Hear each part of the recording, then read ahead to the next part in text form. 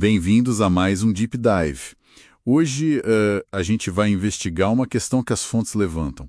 Será que o New Deal do Roosevelt foi, no fundo, uma resposta trabalhista dos Estados Unidos para a Grande Depressão? Pois é, a gente está falando ali de 1933 a 1945, né? Um período tenso. Aquela fé cega que o mercado se arrumava sozinho. Bom, isso já tinha ido por água abaixo com a crise de 29. Totalmente. Então a nossa missão aqui é entender como o governo Roosevelt parece ter colocado, assim, as demandas do trabalhador no centro da estratégia para tentar reerguer o país. E olha, essa mudança de foco foi radical para a época, porque a crise não era só dinheiro, né? Foi uma crise de ideias mesmo. A tal mão invisível do mercado falhou feio. Aí ficou óbvio que precisava de uma intervenção mais direta do Estado, sabe? A mão visível, para evitar um colapso social ainda maior. Era uma questão até de preservar a democracia. E os números da época mostram o tamanho do problema humano, né?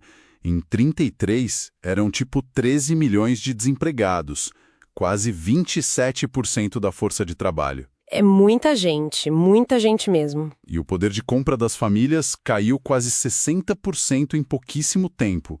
As instituições de caridade, que eram a rede de segurança antes, simplesmente não davam conta.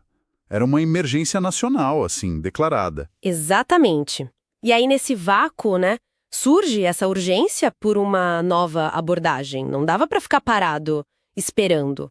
A pressão por uma ação do governo era enorme. É nesse cenário que entra o New Deal, né, com essa proposta de um novo pacto. Ok, vamos tentar entender isso melhor. A sacada principal, pelo que as fontes indicam, era que a recuperação só viria se o poder de compra dos trabalhadores fosse protegido. Isso. A ideia era meio que sustentar a demanda para a economia voltar a girar. O que é fascinante nisso é quase uma inversão da lógica que dominava, né? Antes, se esperava que o lucro das empresas gerasse emprego e salário. O New Deal meio que virou a chave. Como assim? Com uma abordagem que hoje a gente talvez chamasse de keynesiana, né? Disse, primeiro vamos garantir que a galera tenha dinheiro para consumir. É essa demanda que vai puxar o investimento, a produção. Proteger salário virou estratégia para reativar a economia toda. E como fizeram isso na prática? Teve intervenção direta em salário ou em como as empresas competiam? Teve sim.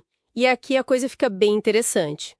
O governo começou a, bater de frente com o que chamavam de concorrência desleal, que era basicamente cortar salário para baixar preço. Ah, a competição via a exploração do trabalhador. Exato.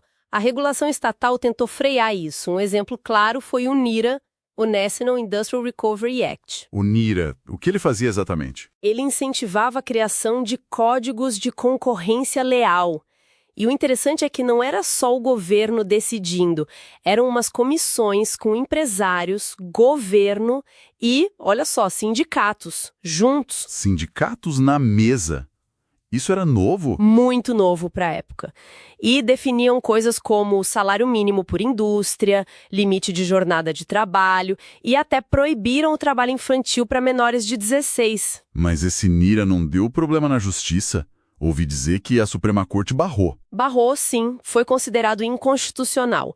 Mas a ideia não morreu ali, não. E aí? Aí veio a Lei Wagner, em 1935. Talvez até mais importante, sabe? Ela consolidou de vez o direito do trabalhador se organizar em sindicato e, mais, proibiu um monte de práticas abusivas dos patrões. Tipo o quê? Demitir gente só por atividade sindical ou se recusar a negociar com o sindicato.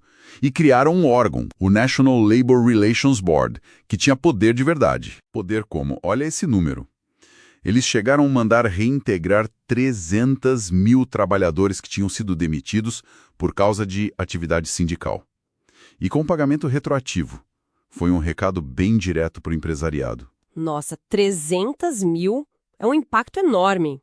Então, além de regular o trabalho, o governo também criou emprego direto, né? Essa foi outra aposta forte. Foi. E diferente da Europa, que focava mais no seguro de emprego, a linha americana foi muito na linha de dar trabalho mesmo, sabe? Para preservar a dignidade. A PWA, a Public Works Administration, é um exemplo disso. A PWA. Isso. Pensa numa escala gigante. Não era só tapar buraco. financiaram a construção de mais de 120 mil prédios públicos, estradas, pontes, até 1942. Isso empregou milhões de pessoas diretamente. E deixou um legado físico, né? Que a gente vê até hoje. Com certeza. E tem também a TVA, a Tennessee Valley Authority, uma empresa pública pioneira em desenvolvimento regional.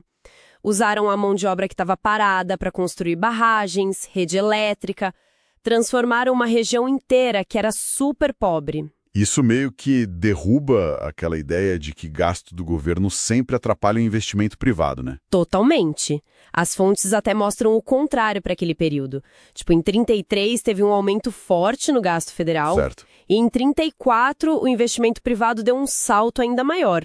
Então, nesse contexto, o gasto público acabou estimulando e não inibindo a iniciativa privada. Se a gente junta as peças, fica claro o papel do Estado ali como um motor. Então, resumindo, a recuperação completa levou tempo, né? O PIB só voltou ao nível de antes da crise lá para 1939. Mas o ponto central das fontes é que, sem essa intervenção forte, focada no trabalhador, a coisa poderia ter desandado muito mais.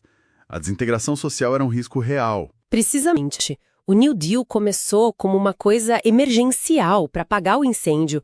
Mas as conquistas, sabe? Direitos sindicais, salário mínimo, a própria ideia de que o Estado tem sim uma responsabilidade pelo bem-estar social. Uma de welfare state, o estado de bem-estar social. Por isso que a conclusão das fontes faz sentido. O New Deal foi de fato a cara do trabalhismo americano, colocando o trabalhador ali no centro da solução. Faz sentido. Recapitulando então.